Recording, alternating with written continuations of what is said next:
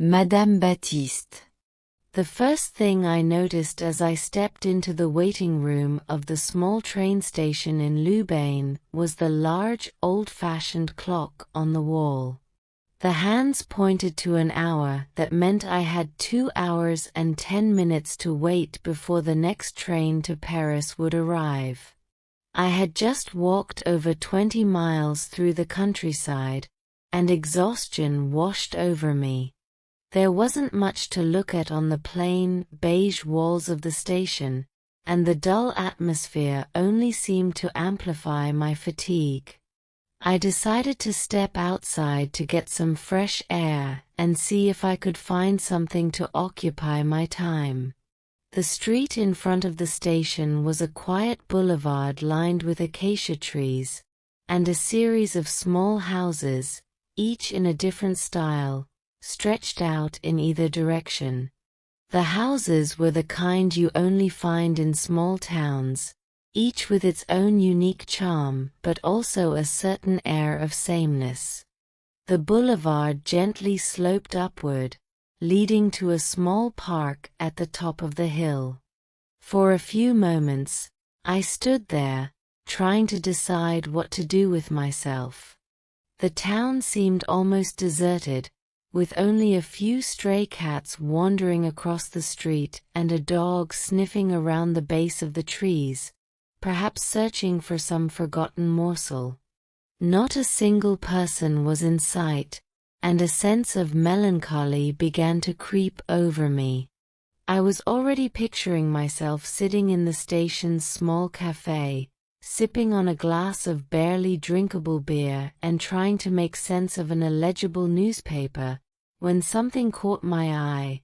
A funeral procession was emerging from a side street and heading in my direction. The sight of the hearse, though somber, was a welcome distraction. At least watching the procession would occupy my time for a few minutes. As it approached, my curiosity grew. The hearse was followed by 8 men, one of whom was crying while the others engaged in quiet conversation. However, what struck me most was the absence of a priest.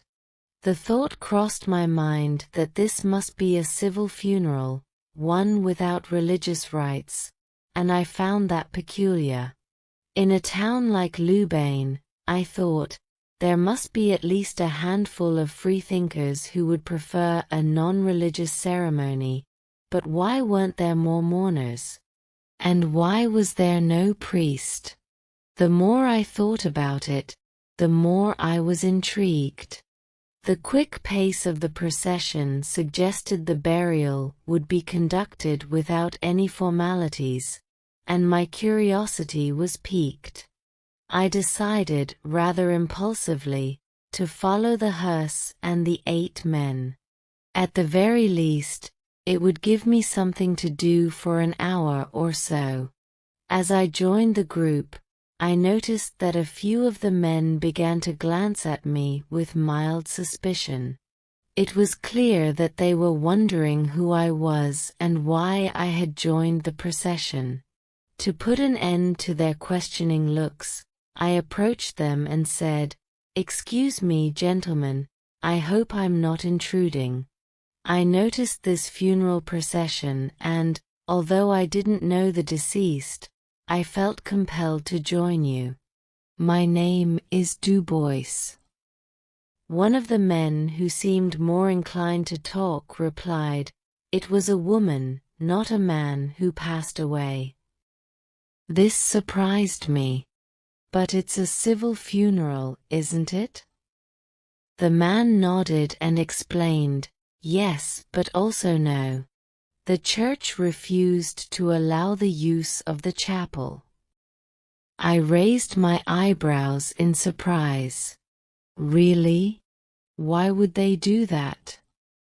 He sighed, as if the story he was about to tell weighed heavily on him. "It's a long story, but since we've got a bit of a walk ahead of us, I'll tell you. The woman who passed away, Madame Paul Hammett, was the daughter of a wealthy local merchant, Monsieur Fontenelle. When she was just a child, no more than 11, something terrible happened to her. A servant in her father's household attacked her. The weight of his words hung in the air between us, and I felt a chill run down my spine. The man continued, "The incident became a huge scandal, of course. The servant was arrested, and the case went to trial. He was sentenced to life in prison, but the damage had been done. The poor girl, little Juliette, was marked by that tragedy for the rest of her life." I nodded solemnly, encouraging him to continue. "People in small towns like this have long memories," he said. "Even though she was the victim, she was treated as if she were somehow to blame. The other children wouldn't play with her. The parents in town, especially the mothers, kept their kids far away from her, as if she carried some contagious disease. You can imagine what that did to a young girl." He paused, lost in thought, and I felt a deep sympathy for this woman I had never met. "As she grew older, things didn't get any better," he said. "The older girls whispered behind her back, and the boys, cruel as they can be at that age, started calling her Madame Baptiste, the name of the servant who had attacked her. It was their way of mocking her, of reducing her entire existence to that one horrible event."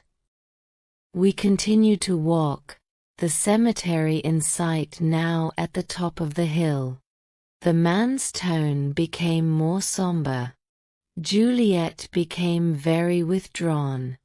She rarely spoke, and no one ever saw her smile. Even her parents seemed uncomfortable around her, as if they too couldn't forgive her for what had happened. It's a cruel irony, isn't it? The person who suffered the most was the one who was shunned the most. He glanced at me to see if I was following the story, and I nodded for him to continue.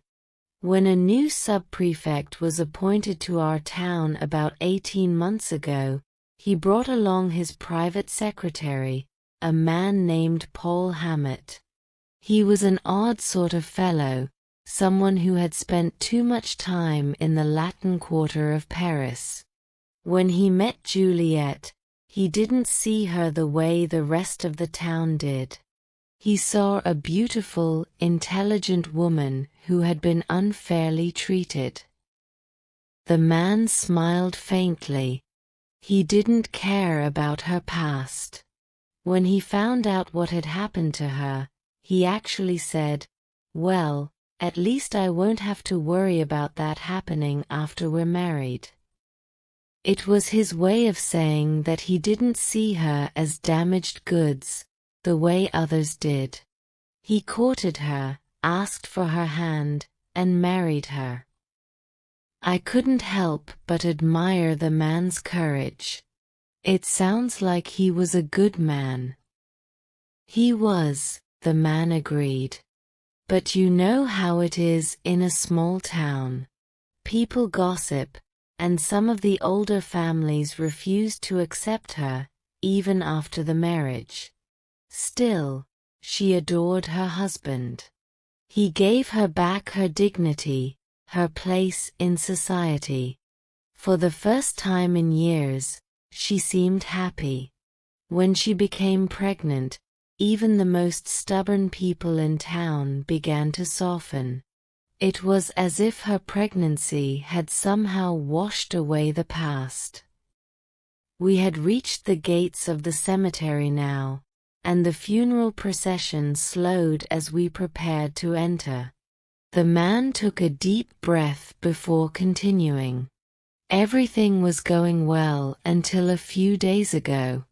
The town was celebrating the feast of our patron saint, and there was a big ceremony with music and speeches. The prefect, Paul's boss, was there, along with all the local dignitaries. At the end of the ceremony, they started handing out medals to the various participants. I could sense that we were getting to the heart of the story now, and I listened intently. One of the last to receive a medal was the bandmaster from the nearby village of Mourmillon. His band was awarded a second-class medal, which he clearly felt was beneath him. When Paul handed him the medal, the man threw it back in his face and said, "You might as well give this to Baptiste. He deserves a first-class medal, just like me." I winced, imagining the scene. The man's voice grew quieter, almost as if he were speaking to himself. The crowd laughed. You know how people can be cruel without even thinking. But it didn't stop there. Someone in the crowd yelled out, "Oh, Madame Baptiste." And suddenly, everyone was looking at her. She was sitting on the platform with the other ladies, and the attention must have been unbearable. People began to whisper, point, even laugh. I could picture the scene in my mind.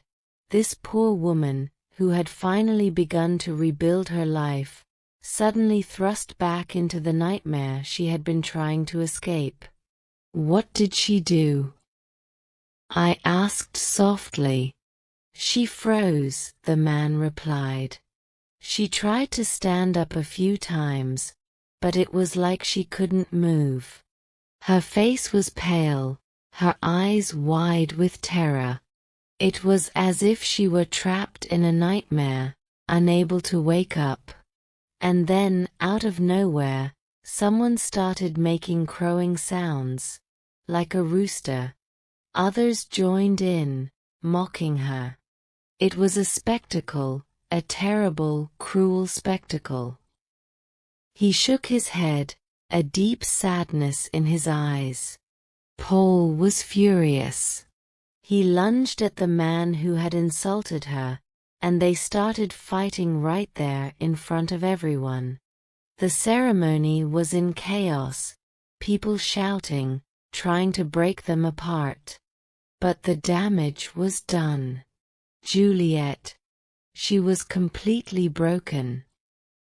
The man paused, his voice thick with emotion. When they finally got her home, she locked herself in her room. Paul begged her to come out, but she wouldn't. She stayed in there for 3 days, not eating, not sleeping, just crying. When she finally emerged, it was clear she had made up her mind. She didn't say a word, just walked out of the house and down to the river. I felt a deep sense of dread as the man continued. Paul followed her, but by the time he reached her, it was too late. She had thrown herself into the water. She was gone. We had reached the burial plot now, and the men were lowering the coffin into the ground. The man's story had left me feeling heavy, burdened by the tragedy of it all. As the coffin was lowered, I couldn't help but think of Juliet's life. A life that had been marked by cruelty, by the thoughtlessness of others. The men around me were silent now, their heads bowed in respect. I could tell that they were each lost in their own thoughts, perhaps reflecting on the part they had played in Juliet's tragedy. The man who had spoken to me stepped forward and placed a small bouquet of flowers on the grave. It was a simple gesture, but it carried so much weight. As we stood there, the only sound was the rustling of the leaves in the trees and the distant hum of the town below. I found myself thinking about how easy it is to hurt someone, to leave a mark on their soul without even realizing it. And how, sometimes, Those marks can never be erased. The man turned to me one last time and said, "She was a good woman despite everything. She didn't deserve what happened to her." I nodded, feeling a deep sadness that I couldn't quite put into words. As the men began to leave the cemetery, I stayed behind for a few moments longer, looking at the freshly turned earth. I whispered a silent apology to Juliet, though I knew it would never be enough. As I walked back down the hill to the train station, I couldn't shake the feeling that I had been a witness to something profound. A reminder of the cruelty that people are capable of, and the deep, lasting pain that cruelty can cause. The town of Loubain would soon return to its quiet, everyday life, but the memory of Madame Baptiste would linger, a sad reminder of a life that had been shattered by the thoughtlessness of others. The train to Paris would arrive soon, but the story of Madame Baptiste would stay with me forever. Thank you for listening. Like, subscribe and share our channel Magic Mingle with your friends to enjoy more magical stories.